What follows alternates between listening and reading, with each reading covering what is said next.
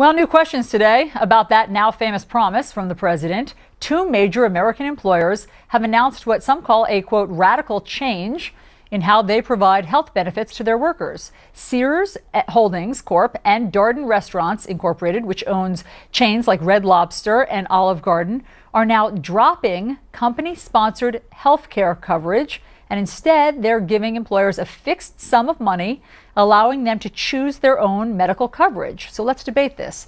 Steve Moore, senior economics writer for the Wall Street Journal, Dr. Sreedhar Potarazu, CEO of Vital Springs Technologies, and author of Get Off the Dime, The Secret of Changing Who Pays for Your Health Care, and Simon Rosenberg, president and founder of the New Democrat Network, also a former Clinton campaign advisor. Gentlemen, thanks so much for being here. Steve, let me start with you. So places like Sears and Olive Garden, Red Lobster, they're going to give their employees a chunk of change, and then supposedly you can go out and buy your own insurance. Is this a great idea or a horrible idea?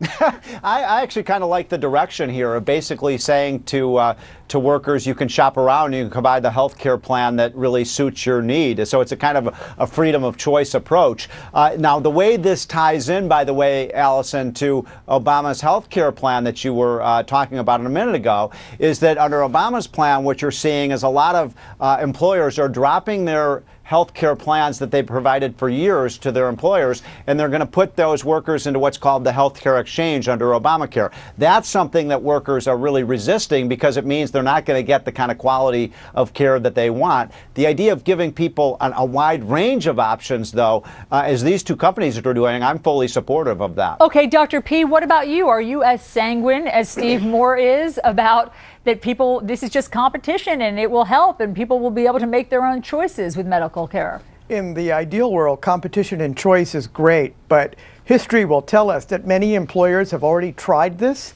They've already given employees fixed contributions and it doesn't work. It doesn't work because you can't give the same amount of money to every individual.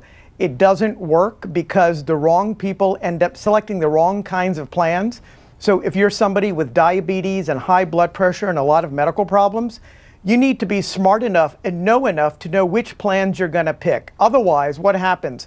Costs go up. You end up not having the money, not having the benefits when you need them. And then if you can't get the benefits or the coverage, what happens? You end up back in the emergency room. So while this notion by Sears and Darden may seem innovative, there's a lot of companies that have defined or tried this defined contribution plan before, and it hasn't really been that successful. Simon, what happened to if you like your doctor, you can keep your doctor, period? If you like your insurance carrier, you can keep your coverage, period? I think what the president was referring to is that under the ACA, his health care reform, that there was nothing he was going to do or that they were doing that would push people out of their own health care plans. There was nothing the government was doing, and in fact, the fact that the private market is innovating in this way, and whether it works or not, we'll find out, is a sign that this was not a government takeover of the healthcare system, as you've heard, many people say over the last couple months. I think what we need in this healthcare, and I think the president has begun this, is we need more innovation, more efforts to give people more choice. We've got to control costs, get more people on health insurance. And I just want to comment on something Steve said, which is he said something that's just completely false. I mean, he argued that there are many businesses that are already moving people to put them into the exchanges. There aren't any exchanges. These aren't even set up yet. And what he said is possible that it may happen, but it certainly hasn't happened yet. And that's just a bald-faced lie. Well, but wait, a lot of these, as you know, a lot of these companies have made this announcement that they are going to move as soon as this program is set up. Just name the companies, Steve. Name the companies. But here, let me make a point, though, about your. Let me make a point about your claim about the fact that people. Simon, hold on. Let Steve respond. Wait, no. Let me address your first point, though, about the fact that the Obama plan doesn't move people out of the plans that they want. We know that's going to happen, and the reason that's going to happen, Allison, is because President Obama promised that his plan was going to reduce premiums for health care plans by $2,500 a year. In fact, what's happened since the Obama plan passed was that the health care premiums have increased by $2,500. And here's the reason that people are then, the businesses are going to drop their plans. They can't afford it any longer because Obamacare was supposed to reduce costs, and it's increased costs. Simon, and by the way, I mean, in keeping with what I think Steve was saying, the CBO itself predicts that we may see more companies in the future drop their health benefits, follow the lead of Sears, and let their employees buy the coverage through those exchanges. But that Sears would is reality, not, right. Agreed, but Sears is not allowing them to buy them through the exchanges. This is a group health effort because the exchanges don't exist. This is completely unrelated to the Obama healthcare reform in the sense that they're not dumping people into the exchange. This is an exchange that was set up by Aon Hewitt under the guise. But the reality is that if you're going to empower these employees of Sears or Darden, they might as well put slot machines in their lobby as opposed to giving them the kind of information they need.